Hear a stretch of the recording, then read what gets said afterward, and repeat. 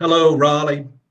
This is Robert Court, citizen reporter, coming to you from your backyard, Raleigh. Today, I have a special edition.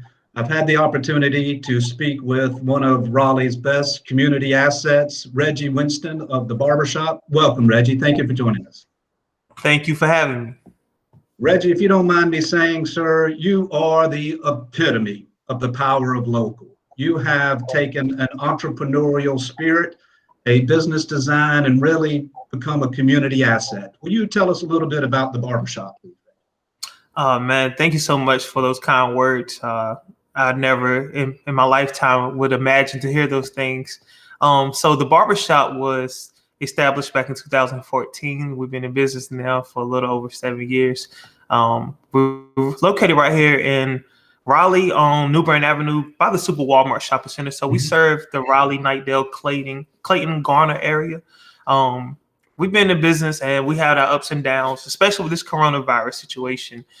We had to shut down for a little while, but luckily, man, I was able to have some great people around me from the infancy of my business and create a business structure that will help me survive the test of time. So we got back in here as soon as things opened back up, but it was really slow. Thanks to some government funding and the opportunities, like grants from City of Raleigh, we were able to stay afloat and kind of weather this storm. It definitely started off, we were doing about a quarter of the business that we used to do. And we're tracking or trending in the upward motion or upward direction. Things are definitely opening back up. People are building confidence and getting out and coming to, businesses and supporting. Since we opened back up, man, we took, COVID super serious. We followed all the guidelines. And I think we even went beyond some guidelines that were established by the state to ensure the safety of ourselves and our customers. No outbreaks here at the barbershop. We haven't had a shutdown because of COVID, and I'm just so blessed, man, to have a great team around me. I couldn't do it alone, and beyond the team, the people that support us have been amazing as well. So yeah, we're in business, man. Reggie, I appreciate your support of the community, but you're fairly amazing yourself. So can you just tell us why you started the barbershop? What was your real passion from the beginning? It was to support a family, but a little more than that, wasn't it? Right. Yeah. So I hate to disappoint people. Everyone think I had this crazy idea about being the greatest barber in Raleigh and so on, but it was never a career dream of mine.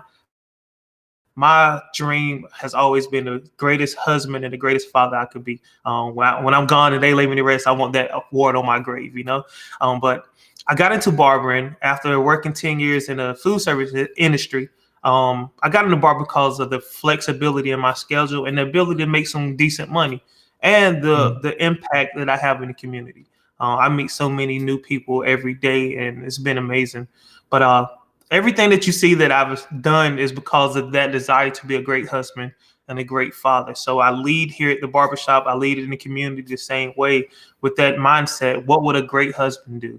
What would a great father do? And those are principles based in my religion. I'm a Christian, and leading with love, leading with accountability, frequency, consistency, just really leading and meeting people where they are and treating them the way I would love to be treated as well.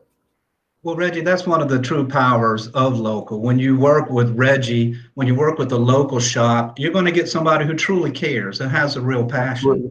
Absolutely. As an evidence that you lead from the heart in your business, you've started a nonprofit recently for the community. Yes. Could you tell us a bit about that, please? Yeah, so I've been quietly working in the background, building a nonprofit. My nonprofit is called Grooming Resources and Opportunities. We call it GROW for short. Nice. What we do is leverage the impact and influence of barbers to create positive change in the community. Areas we focus on are childhood literacy, health and wellness, and leadership. We're already started the work. We're raising funds now. We just launched this year. We've already done some programs where we had an etiquette training here in the barbershop for some young men. We partnered with a local program called YM4C. And we've also partnered with Second Empire Restaurant and Tavern downtown. They're going to have a fine dining experience there. We cut their hair. We've provided dress suits for the young men, and I can't say we did it alone. Like I said, we partnered with another program, but it's the work, Right. It's the work.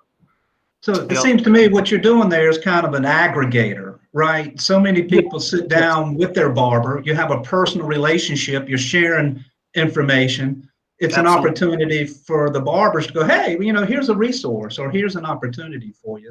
Does that sound correct? Absolutely. This is absolutely correct. So I come across so many different people, accountants, lawyers, car salesmen, auto mechanics. And I have a powerful network that I can just, pull people together. But for these organizations, I know there are a lot of great resources out there.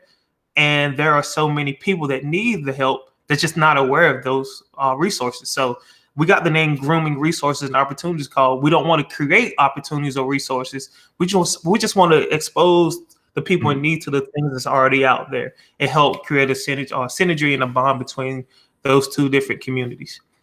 What a great idea. I preach there are 4 powers of local. Number 4 is when you work with a local entrepreneur like Reggie, you get a more vibrant nonprofit community.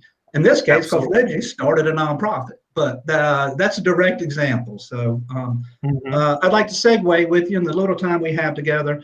The second power of local is you get better goods and services. And you come up with a recent membership program that I think does exactly that. Would you share that with us, please? Yes. So typically in the African-American barbershop, the customers usually come weekly or bi-weekly. It's a lot more frequency there. And once you start tallying up the cost to get a haircut, it gets kind of expensive. So what we did was create a membership where our members pay 1 fee a month. It comes out automatically. It's nothing they even have to think about. And they get unlimited services. They can come whenever they like. Once a week, every other week, twice a week, it doesn't matter. We're still going to serve them. We have plans for individuals and we have plans for families. So if you're a father with kids, man, you save a lot of money by getting the membership. Yeah, absolutely. We have like one family. It's a father and 3 sons and his wife. They all are under the membership and save tons of money. So it's a great concept. Thank you. And we're going to add some more stuff to it. Right now, we just focus on cutting hair and all things hair. We are desiring to add basic manicures to the services and chair massages. Oh, nice. So there will be some benefits of being a member here at the barbershop. Well, that's fantastic. That both gives your clients an open door policy, so to speak. It really gives them better service and better access, and also probably levels your profit line a little bit. So, and a fine example of the power of local, Reggie. You really are a community asset. Thank you. I really appreciate your time. Raleigh and Wake Forest, I saved the best of Reggie's news for last. Reggie, you're opening a new shop? Man, do you want to see me run through this shop with glory and hallelujahs? Yes, I'm finally doing it. It's been so long, man. We've been years in the making of trying to establish a location in Wake Forest. We had quite a few setbacks, but today I got the great news that we passed our final inspection and we will be opening in Wake Forest very soon. I got a partner there, Mr. Stroud Holloway, man. He has been an amazing barber in this community for quite some time, and we're going to be hiring soon. So, hey, if you're a stylist, a licensed stylist or a licensed barber, come see us. We are looking to hire. Eat your heart out, WRAL. This scoop is only at your backyard, Raleigh. And I'm citizen reporter Robert Coates. Raleigh, I like to remind you, Wake Forest, all this and more is right in your backyard. Please discover the power of local. Please visit Reggie in Raleigh or Wake Forest. And Reggie, thank you so much. I really enjoy our visits, and I'm very proud to consider you the epitome of the power of local. Thank you for your time. Thank you so much for the opportunity and your platform. You're transforming so many businesses like mine and creating a better Raleigh. So thank you. Well, I guess I'm an aggregator too, because I'm happy to share your story. Absolutely. I appreciate you, and I'll see you at the Wake Forest opening very soon. Yes, I will be sending you the invitation. Look forward to it.